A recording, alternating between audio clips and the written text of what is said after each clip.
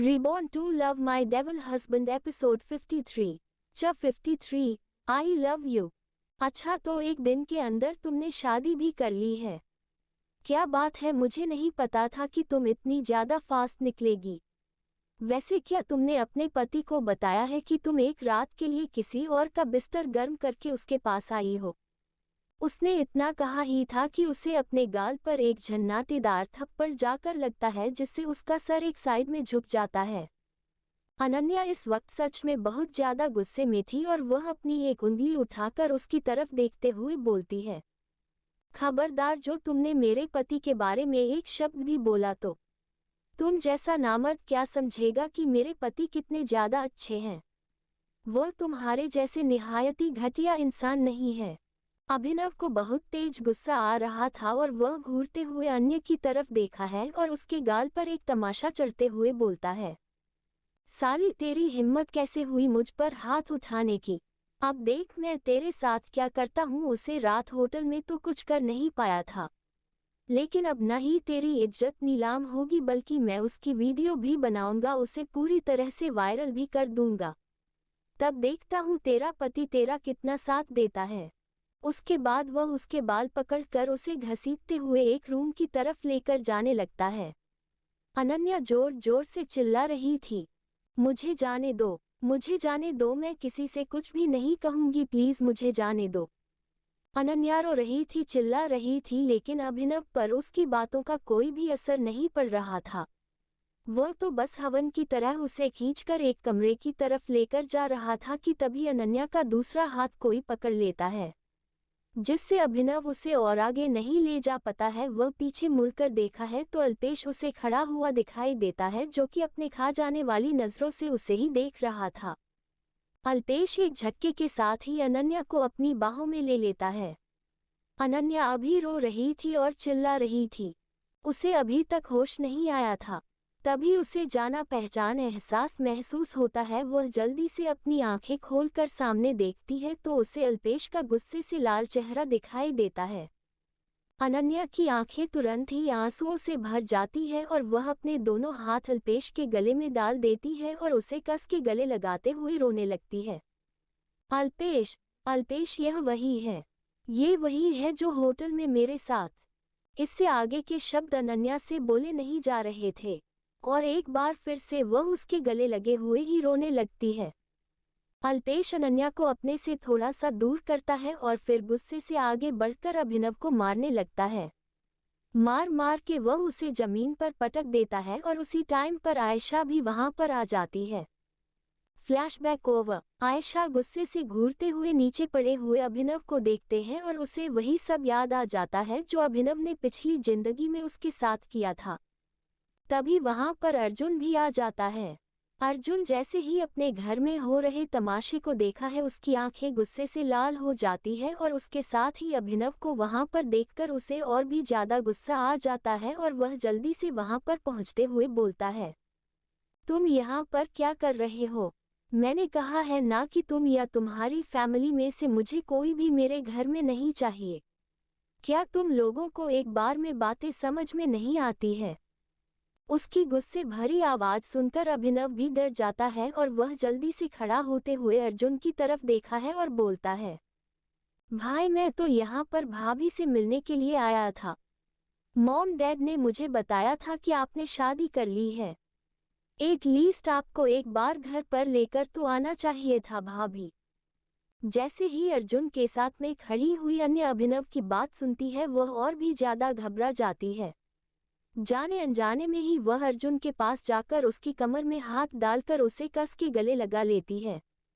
अर्जुन भी यह चीज देखकर हैरान हो जाता है और वह उसे अपने आप से अलग कर देना चाहता था, लेकिन वह ऐसा नहीं कर पाता है क्योंकि आयशा उसे गले लगा कर तप रही थी, जैसे कि उसे बहुत डर लग रहा हो। अर्जुन उससे कुछ कहता उससे पहले ही उसे आयशा की डरी हुई आवाज सुनाई देती है, अर्जुन, अर्जुन, प्लीज इसे यहाँ से भेज दीजिए। यह अच्छा नहीं है, यह अच्छा नहीं है, ये बहुत बुरा है, प्लीज इसे यहाँ से भेज दीजिए अर्जुन, प्लीज प्लीज। आयशा लगातार यह सब बोले जा रही थी। अर्जुन ने पहली बार आयशा को इस तरह की कंडीशन में देखा था।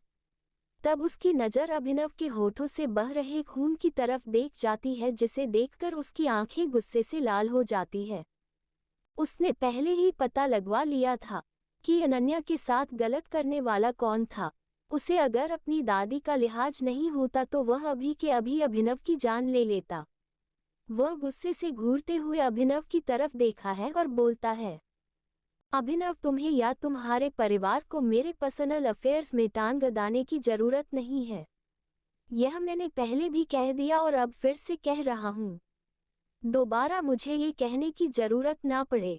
अभी के अभी मेरे घर से निकाल जाओ। अगर तुम नहीं चाहते हो कि सिक्योरिटी आकर तुम्हें धक्के मारकर घर से बाहर निकले तो खुद इज्जत के साथ यहाँ से निकलो। अभिनव से कुछ कहना चाहता था लेकिन उसके पास शब्द नहीं थे, इसलिए वह चुपचाप से अपना सर झुकाकर वहां से चला जाता है, क्योंकि वह जानता था कि वह अर्जुन का सामना नहीं कर सकता है। बाहर जाते हुए वह एक बार मुड़कर आयशा को देखा है, जिसे देखकर उसके चेहरे पर एक क्रीपी मुस्कान आ जाती है और वह अपने आप से ही बोलता है, वैसे भाई की बीवी सच में बहुत कमाल है। एक बार तो इसे चकना बनता ही है। भाई सच में बहुत ज्यादा लकी है, शायद इसीलिए ही वह अपनी वाइफ को घर पर लेकर नहीं आ रहे हैं। पर कोई बात नहीं, आज नहीं तो कल मुझे कभी ना कभी तो भाभी के साथ अकेले समय बिताने का मौका मिलेगा ही।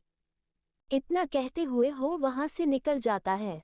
अर्जुन अल्पेश और अनन्या की तरफ देखते हुए बोलता है, तुम दोनों ऊपर जाओ और तुम्हारा खाना ऊपर ही पहुंच जाएगा। इतना बोलकर वह आयशा को अपनी बाहों में उठता है और उसे अपने रूम की तरफ लेकर चला जाता है। रूम में पहुंचकर अर्जुन धीरे से आयशा को बेड पर लेटा है और उसकी आंखों में देखते हुए बोलता है, शांत हो जाओ, वह चला गया है यहाँ से, कुछ नहीं हुआ है, अनन्या को सब ठीक है। अर्जुन को लग रहा था कि आयशा इसलिए घबराई हुई है क्योंकि शायद उसने अभिनव को उसके साथ बदतमीजी करते हुए देख लिया होगा, लेकिन अर्जुन को यह नहीं पता था कि उसने उसे सीन को देखने के साथ ही अपने पिछले जन्म की कड़वी यादव को भी महसूस कर लिया था, जिसकी वजह से वह इतना ज्यादा डरी हुई थी। अर्जुन उसके सर पर हाथ रखकर उसे शांत करने की कोशिश कर रहा था और वह बोलता है, आयशा रिलैक्स, कुछ नहीं हुआ है, देखो मुझे देखो, मैं हूं ना यहाँ पर, तुम्हें डरने की कोई जरूरत नहीं है, जब तक मैं जिंदा हूं तब तक तुम्हें कोई हाथ भी नहीं लग सकता है। अर्जुन की बातें सुनकर आयशा उसकी आंखों में देखने लगती है, जिसकी आंखों में उसे आज पहली बार अपने लिए प्यार दिखाई दिया था, जिसे देखकर उसकी आंखों में चमक आ जाती है और वह जल्दी से अर्जुन को गले लगा लेती है।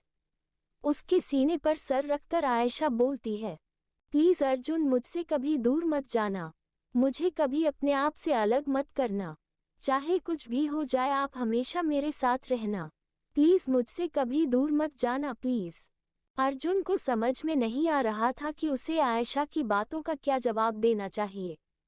इस वक्त वह अपने आप को चुप रखने में ही अपनी भलाई समझता है और अपना हाथ आगे बढ़कर उसके बालों को सहलाने लगता है ताकि वह शांत हो सके। अर्जुन के ऐसा करने से आयशा को सच में रिलैक्स फील होता है और वह अपनी आंखें बंद करके अर्जुन की दिल की धड़कन सुनाने लगती है, जिससे 10-15 मिनट के अंदर ही उसे नींद आ जाती है। अर्जुन जब ये देखता है तो वह उसे अपने से अलग करके वहां से जाने वाला होता है, लेकिन वह ऐसा नहीं कर पाता है क्योंकि आयशा ने इस वक्त अर्जुन की शर्ट को बहुत कसके अपने हाथ में पड़ा हुआ, जिससे अर्जुन नींद में भी उससे दूर ना जा सके। अर्जुन फिर वापस से वहीं पर वैसे ही बैठ जाता है और आयशा को अपनी बाहों में भरकर अपनी आंखें भी बंद कर लेता है। ऊपर जाने से पहले अर्जुन ने नंदिनी को भी रूम से बाहर निकाल दिया था और उसे रूम में आराम करने के लिए भेज दिया था। नंदिनी सच में बहुत ज्यादा डरी हुई थी। अल्पेश और अनन्या का रूम। अनन्या ने कसके अल्पेश को गले लगाया हुआ था और वह दोनों ही बेड पर लेटे हुए थे।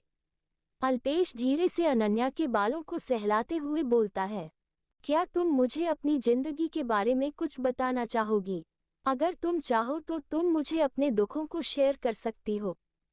उसकी यह बात सुनकर अनन्या की आंखों में आंसू आ जाते हैं और वह उसकी तरफ देखते हुए बोलती है, आई लव यू। अल्पेश, जो कि उसके मुंह से उसकी पिछली जिंदगी के बारे में सुनना चाहता था, उसने यह उम्मीद नहीं की थी कि ऐसी सिचुएशन में अनन्या उससे ये कहेगी।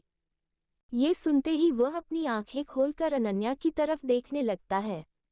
अनन्या भी उसे ही देख रही थी और वह अपनी आंसू भरी आंखों से उसे देखते हुए बोलती है, आप बहुत अच्छे हैं, बहुत ज्यादा अच्छे हैं। I love you. मुझे नहीं पता है कि प्यार कैसे होता है और कैसे नहीं। उसकी फीलिंग क्या होती है, कैसा महसूस होता है जब एक लड़की को किसी लड़के से प्यार होता है। पर जब से मैं आपसे मिला हूँ, तब से मैं आपके साथ अपने आप को सुरक्षित महसूस करती हूँ। मुझे आपके साथ रहने में एक सुकून मिलता है। भले ही दुनिया को आपसे डर लगता हो, लेकिन मेरे लिए आप ही मेरी दुनिया हो। बहुत प्यार करने लगी हूँ मैं आपसे। मुझे पता है कि आपको मेरी बातों पर विश्वास नहीं होगा, लेकिन फिर भी मैं आपसे ये कहना चाहती हूँ, मैं सिर्फ आपकी हूँ और आपकी ही रहना चाहती हूँ। मुझे पहली बार भी अपने ही छुआ था। मुझ पर, मेरे शरीर पर, मेरी आत्मा पर सिर्फ आपका ही हक है। अगर भविष्य में कभी किसी ने मेरे साथ वह सब करने की कोशिश की तो मैं अपनी जान। इससे आगे के शब्द अनन्या बोल नहीं पाती है। उसे अपने होठों पर सख्त और गर्म होंठ महसूस होते हैं, जिन्हें महसूस करके ही उसकी आंखें अपने आप ही बंद हो जाती है और उसकी आंखों से लगातार आंसू बहने लगते हैं। अन्य अपनी आंखों को बंद कर लेती है और उस किस में अल्पेश का साथ देने लगती है। आज अल्पेश हमेशा की तरह उसे सॉफ्ट की नहीं कर रहा था, बल्कि वह उसे बीते कर रहा था, जैसे कि वह उसे सजा देने की कोशिश कर रहा हो। उसके बीट करने से अनन्या के होंठ से खून निकलने लगता है, जिसका स्वाद उन दोनों के मुंह में घुलने लगता है। अल्पेश को जब महसूस होता है कि अनन्या सांस नहीं ले पा रही है, तब जाकर वह उसे छोड़ना है और उसे अपनी गुस्से भरी आंखों से देखने लगता है। फ्रेंड्स, कैसा लगा आपको आज का चैप्टर? अगर पसंद आया है तो प्लीज़ कमेंट में ज़रूर बताइएगा और इस चैप्टर को लाइक ज़रूर कीजिएगा। Thank you so much. Her her